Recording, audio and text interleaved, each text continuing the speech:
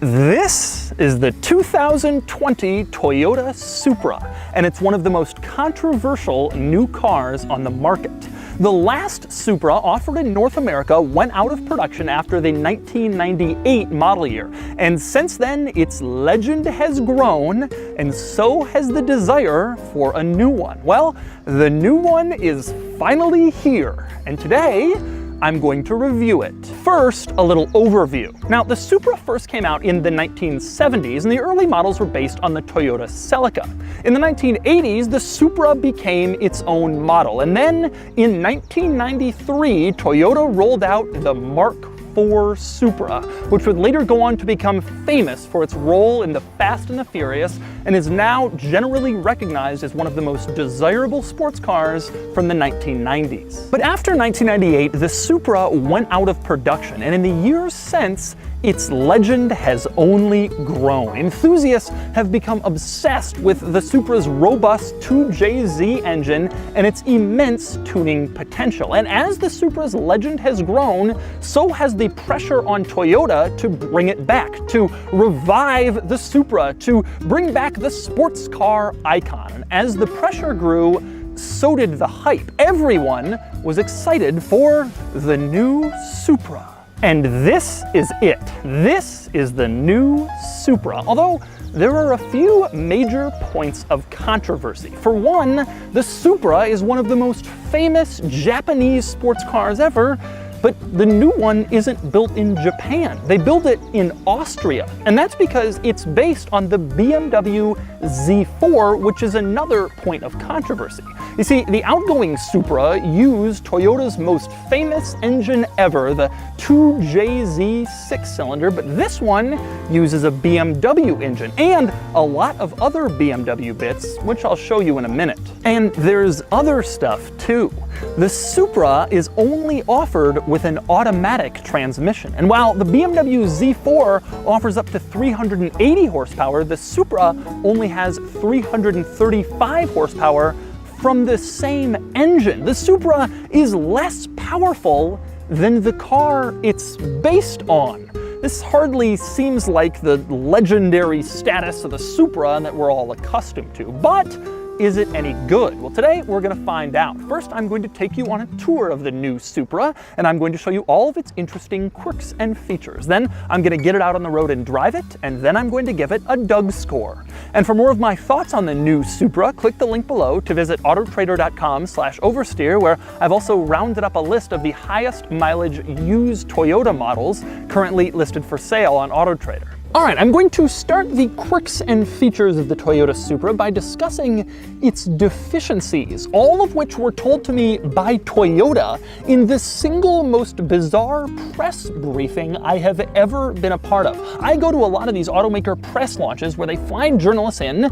I pay for my own flights to keep my objectivity, but they fly journalists in and they show them a new car, but I've never had one where they went around showing the deficiencies like they did in this car. Basically, they showed us all the areas where they could have improved it, but instead they held back so that tuning companies could later improve it if they wanted to, because they know there's a big tuner market for this car.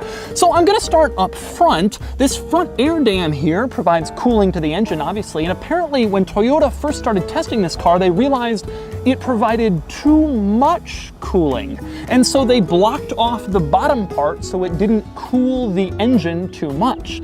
And their thinking is that tuning companies can go in and open it up more for better cooling if they get more power out of it.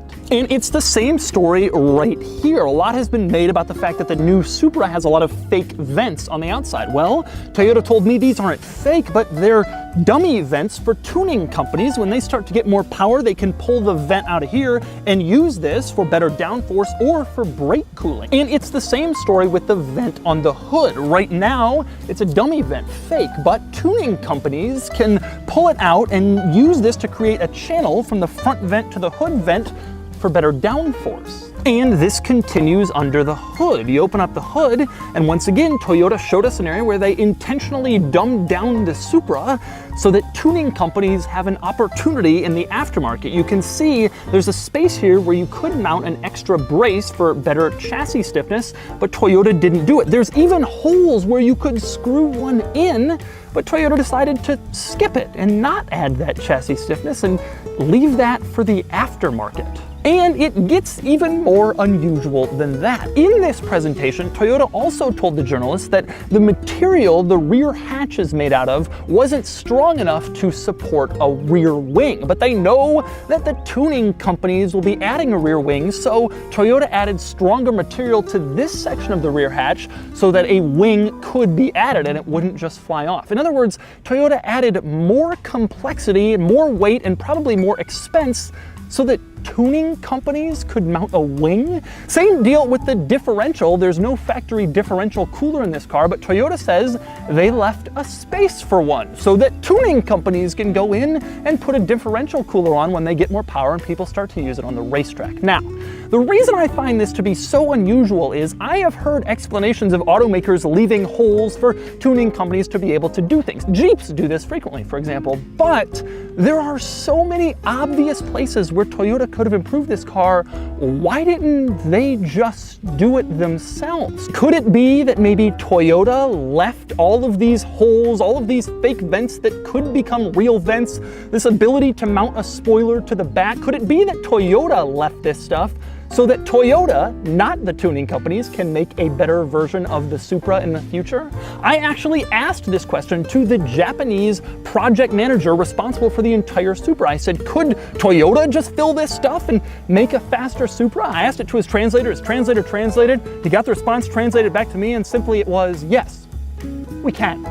Not we will, mind you, but we can. He seemed to be very aware of the implications of what I was asking. So maybe this is just the beginning of the Supra, and maybe there's even more to come. But anyway, on to more quirks and features, and I want to get back under the hood. Now, Toyota seemed to be very proud of the fact that they have 2 hood latches on this car. They said the project manager, his mentor, told him that sports cars should have 2 hood latches for high-speed stability. But of course, I think the real reason is because BMW has 2 hood latches on the Z4, and so this car does too. I'm not sure there's really much more to it than that. Now, under here you can see the engine, and it is pretty healthy. 335 horsepower, 365 pound-feet of torque, both very good numbers. Now, I was curious how much I would have to poke around in the engine bay to find BMW, and the truth is, it's the first thing you see. Mounted the very furthest forward next to the latch, it says BMW. And it also says BMW on this wire, and it also says BMW right here. And so there are quite a few different spots under the hood where it says BMW. But I want to get one thing out of the way real quick. I'm not entirely sure why that's a bad thing. There's been a lot of negativity about the fact that Toyota would seek out BMW to build a sports car. I can't believe the new Supra is just a BMW underneath. But since when is that a problem? This is the company that gave us the M1, the E30 M3, the 1 Series M, the M2 competition, the M3, the M4, the M5. BMW has a great history of building some great sports cars. And frankly, I don't see it as a huge issue that the Supra has a BMW power plant. I just wish it had more power to match the BMW, and obviously you worry a little bit about reliability. One of the reasons people buy Toyotas is reliability and dependability. You stick a German engine in one, and it starts to get a little nerve-wracking. But in today's world, you basically need a partner to build a sports car. The BRZ and the FRS, the Miata and the Fiat 124, and now this. So I guess it was BMW or no Supra at all. By the way, it's also worth noting that the new Supra does 0 to 60 in 4.1 seconds. Toyota told me that is the quickest Toyota ever made. So that's a pretty good thing. And next up, I want to talk about a few style details of the Supra. I want to start with the front turn signals, which look very interesting. Instead of a little small piece, it takes up basically the entire side and bottom of this whole front headlight assembly. It looks really, really cool, very distinctive, and I think that is a good little turn signal look. And in back, it's the same story. I really love the look of the brake lights in this car. They are tremendously distinctive, and the turn signals are just part of the brake lights. One of the brake lights turns off and becomes the turn signal when you put it on. and I think that looks really, really cool. I can't think of any other car in the industry that has a similar looking brake light design, very unique to the Supra. Now, another cool thing I love in the back of the new Supra, the Supra badge. They are still using the same Supra font from the Mark IV Supra, which I just think is a fantastic little touch that ties this car into the old one. I've always loved that very 90s font, and I'm so glad they had enough of a sense of humor and of history to keep the Supra font going in the new one. And next up, since we're back here, I want to talk about a few other important Supra details. One is the fact that integrated into the rear diffuser, you have this little light that looks like the rain light in Formula One cars, which I think is fantastic. Now, some other exotic cars also do this. They do it for the rear fog light, but in this car, it's the reverse light, which just looks so cool. Every time you put it in reverse, this weird little light comes on. Again, a very distinctive design touch in back. Now, one other distinctive thing in back is the sound of this car. I have to say, it sounds pretty good. Take a listen.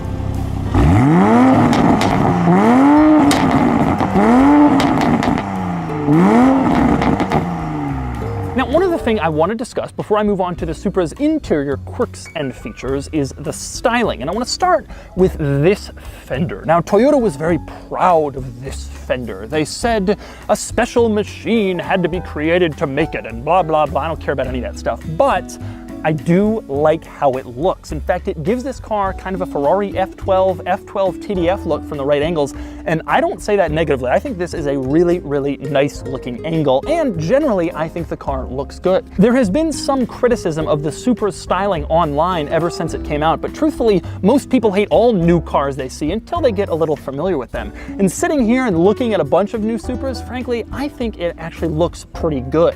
Any complaints I have about the new Supra are not directed at how it looks. I think it's a nice looking car, and I think they did a good job modernizing a legend. Now, next, moving on to the Supra's interior quirks and features, I want to talk about the cargo area, and I want to start with simply accessing the cargo area, which is a little bit annoying because there's no little button down here to pop it open when the Supra is unlocked. Instead, your only access is through a button on the driver's door panel or a button on the key fob. You push it, it pops open, and then you can open it from here. And when you do open it, you'll discover that the opening is actually surprisingly narrow. This car has a fairly decent amount of cargo space, but the opening is narrower than the actual cargo area, and so there's some stuff you might not even be able to get in even though it fits, which is maybe a little bit of a disappointment, although I'm not really sure how many people are going to try to use this as a practical car. Now, one very interesting thing in the cargo area is the fact that it has an emergency inside release for the passenger to climb out in case you try to kidnap someone in your Supra. I say this is interesting because the cargo area is open to the passenger area. So if someone kidnaps you in a Supra, you could pull that thing and fly out on the highway, or you could just crawl into the front compartment and punch them in the face while they're driving or something. And next we move on to the passenger compartment of the new Supra, where there are quite a few interesting quirks and features. The first one, you notice the moment you go to get inside, the door sill is very wide. In fact, Toyota says the door sill is twice as wide as it is in normal Toyota models, and that's for added stiffness. Now, usually there's a lot of manufacturers talk about stiffness, and I don't believe much of it, but in this case I do, because Toyota says this is the stiffest Toyota ever, even stiffer than the LFA, so obviously adding more support there probably helps.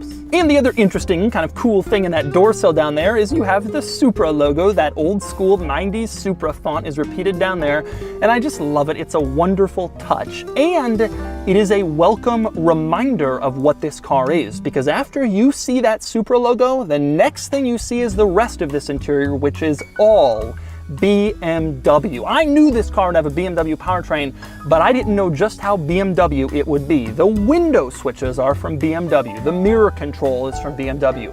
The turn signal stock, BMW. The wiper stock, BMW. The headlight control. The steering wheel is straight out of BMW, except it has a Toyota badge on it. The climate controls directly from BMW. All of the center console controls right out of BMW. The climate vents are BMW. Even that little thing I like where you slide your finger over the radio presets and the screen tells you what is involved with each one, that is from BMW, and that's because the entire infotainment system in this car is also from BMW. Basically, everything you see is BMW stuff.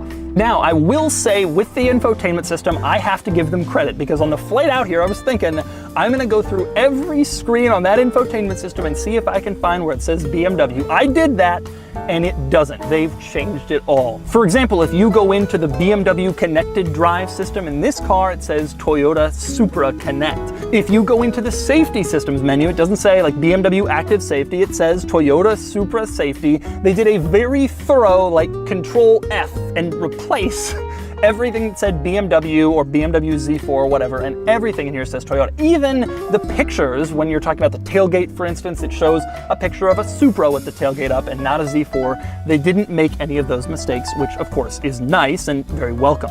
But with that said, this infotainment system really is exactly the same one in an enormous amount of modern BMW models, and I've reviewed this infotainment system in several other new BMWs, the new 3 Series, the new Z4, and so I won't be going through it in detail. I will link those reviews in the description if you want to check it out. Now, other interesting quirks and features in this interior beyond all of the BMW stuff. One interesting quirk is the giant sport button in the center console. You can see it's mounted above another button that is actually 3 buttons, and in that space you have just one giant sport button above it. I guess they really want you to press that sport button and go into sport mode. And speaking of interesting buttons in this interior, I mentioned that there was a button over on the driver's door panel you could press to release the tailgate. You push it and it kind of pops open. Well, over on the passenger side, where that button would be in a right-hand drive car, there's a plug. They actually just cover it. Instead of creating a new door panel to hide it, you can see that it should have been there, but it isn't. And speaking of the door panels, take a look at the driver's door panel. You see it's a nice red to match the seats. Now, move over to the passenger door panel. You see anything different over there? It's black. Now, I assume this is because this is a pre-production, very early car, and I am at the launch here. This is not a car that will eventually be sold to the public, so you have to give Toyota a pass on that. Magnus Steyr in Austria, who builds this car, will never screw that up. They are too good. But it's kind of funny to see that in a car nonetheless, even though we know that mismatched door panels will not make production. Now, next up, I want to move on to one piece of technology which is very different from the Z4, and that would be the gauge cluster, which actually is completely different, doesn't really share anything. And I really like the gauge cluster in the Supra. I love this giant center tachometer that's fixed in place. It looks really cool. And if you put the car in sport mode, you can see it gets just a little bit more aggressive and red and angry, letting you know things are about to get sportier. I also really like over on the sides you have the fuel gauge and the temperature gauge, and they have these little white bars across them that tells where you are. I think all that stuff looks really good, and I think this is a fantastic gauge cluster. And finally, one other noteworthy item in this car, one difference from this car to the Z4. In the Z4 you have a center console for storage that also has cup holders in it. You can kind of fold the lid back and use the cup holders, or use it for storage. This car, they just ditched the storage aspect of it, so the center console in this car is only for cup holders, although they are nice and large and cup holdery. And so those are the quirks and features of the new Toyota Supra. Now it's time to get it out on the road and see how it drives. All right, driving the 2020 Toyota Supra, which is obviously a really big deal. It's been 20 years, you know, this car's kind of a lot of hype around it. So, what is it like to drive? Now, I want to start off by talking about the transmission situation with this car. There is only an automatic available, which sort of seems like sacrilege for a vehicle like the Supra, and a lot of people complained about that. Then there was backlash about the complaints. Well, you're not buying a new one, you only want used cars, so that's what you do now, you make it automatic. I actually deeply disagree. I think this car needs to have a manual transmission. And I don't generally say that about cars. I don't feel that Ferrari should bring back the manual. I get why Porsches don't have them as much as they used to. I get all that. I generally don't complain. But I was told many times at this press launch that the target vehicle for the Supra was the Porsche Boxster and Cayman. If you want to be serious about competing with two of the best smaller sports cars on the market, you need a manual. And if you're going to make a car like the Nissan GT-R with 600 horsepower and it's trying to be as fast as possible in a straight line, fine. But that's not what they're doing here, clearly, because they've detuned it compared to the Z4. And this car should have 3 pedals. That is a mistake. And I think that's in my mind, honestly, the biggest flaw of the entire car. As for the driving experience, I have driven the car pretty extensively today, and I like it. I think this car drives really well. I knew I would because I drove the Z4 about a month ago, and it drove great. And I kind of figured this actually may not be so bad. You know, the prior body Z4 wasn't the world's greatest sports car. It just wasn't. But the new one is better, and I kind of figured, well, then the Supra will be too, and it is. And I only drove the 4-cylinder Z4. This is basically a better version of that, and it has more power. It's great. I drove it on the racetrack. Dynamically, it is wonderful. It's a nice car to drive. It's well balanced. It feels good. It is a little bit let down by this transmission. Toyota in a presentation this morning said, well, it's almost as good as a dual clutch. Well, how about just use a dual clutch then? I think this automatic is kind of the weak point of the car in a couple of ways. But truthfully, I'm driving it around, driving it on back roads, kind of having fun. You don't want for power. You really, really do not want for power. It feels fun, it feels exciting, and it's nice. Which leads me to my next point, which is I hope this is the base car. Like I mentioned, I really wonder if Toyota is going to make a more powerful Supra. As I told you, the project manager was kind of coy about it. They could make a better one. Well, I wonder if they will. And if they do, and this is just the base car, the starting point, then it's a great one. Because dynamically it's good, it drives well, it feels good. I think there's more that can come from this chassis. By the way, one other interesting item worth mentioning with this car, there's an odd wind thing that goes on. If you have the windows down and you're going over about 50 miles an hour, so like buffeting, it messes with your inner ear. I don't know if you can do it. To drive this car, the acceleration is good. The sound is surprisingly good. I think there's a ton of great stuff about this car. I just think it doesn't quite live up to the legend. And by the way, I like the new Acura NSX. I think that car is great, and I stand by that 4 or 5 years after it has come out. But I think this car falls a little bit short. The NSX at least had big power, and it basically does 0 to 60 like McLarens and Ferraris. This, in a world where, look, the Halo car from back then, the Supra, was the 320 horsepower King of the Road Supra Turbo. And the Skyline GTR was about 320 horsepower Skyline GTR. They were neck and neck. Now the GTR has whatever it is, 585, some insane horsepower, does 0 to 60 in 2.5 seconds. And this is all the Supra is, really? I almost feel like Toyota didn't quite understand how much the legend of the Supra had grown. And they released this car, they were like, oh, we can make a good sports car and it'll be the Supra. And they couldn't. Maybe 20 years ago. But now it needs to sufficiently follow up on a really impressive car, a car that has become more impressive since it was canceled. I'm not sure they've done that.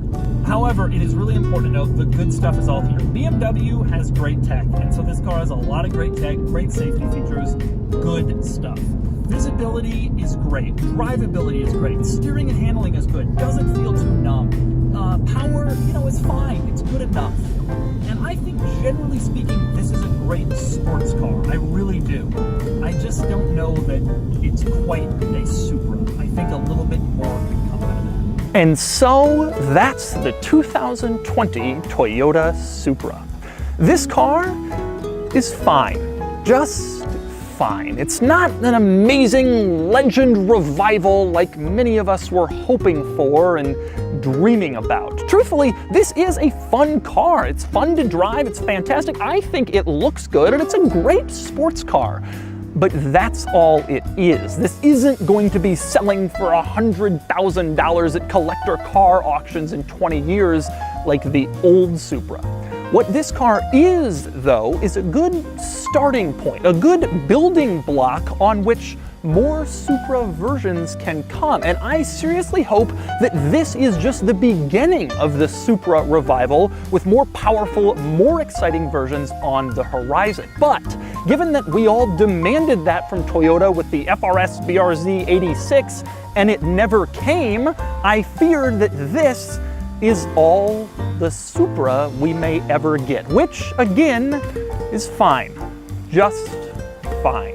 And with that, it's time to give the new Supra a Doug score.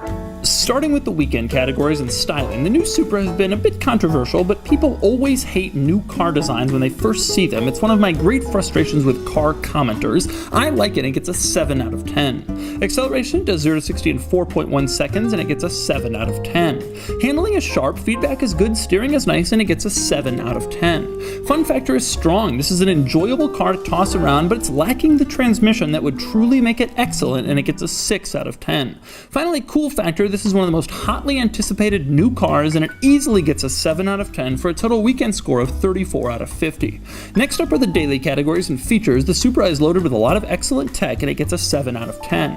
Comfort is fine, normal for the class, and it gets a 5 out of 10. Quality is high, the interior is excellent, and all the materials are great. It doesn't get the usual Toyota scores because of the BMW drivetrain. Reliability could be a question, but it does well enough with a 7 out of 10. Practicality is okay. It has a decent sized cargo area, but only 2 seats, and it gets a 3 out of 10.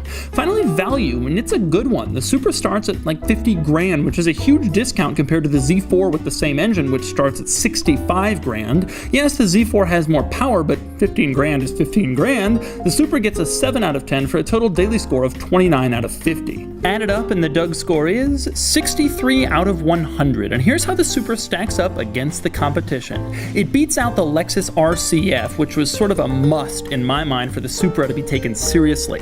The Supra's only 1 point short of the BMW M2, which is pretty good. I like the M2, and I think that's high praise for the Toyota. The Supra also beats the Mustang GT. The Mustang is faster, but the Supra looks a little better, and the Supra has the wow factor right now as it's so hotly anticipated in the car world. Truthfully, the Supra places right where you'd probably expect it to. It's a good car, and it's seriously worth a look if you're interested in a good sports car, as long as you don't mind a sports car with a mandatory torque converter automatic transmission. All right, I'm gonna start the quirks and features of the Supra. And by the way, if you hear gunfire behind me, it's because I am filming this video in West Virginia, and well, take that how you want to. But anyway, on to more quirks and features, and I want to come back under the hood. Now, BMW seems... Oh, oops. But anyway, on to more quirks and features, and I want to get back under the hood. Now, Toyota seems to be very proud of the fact that they have 2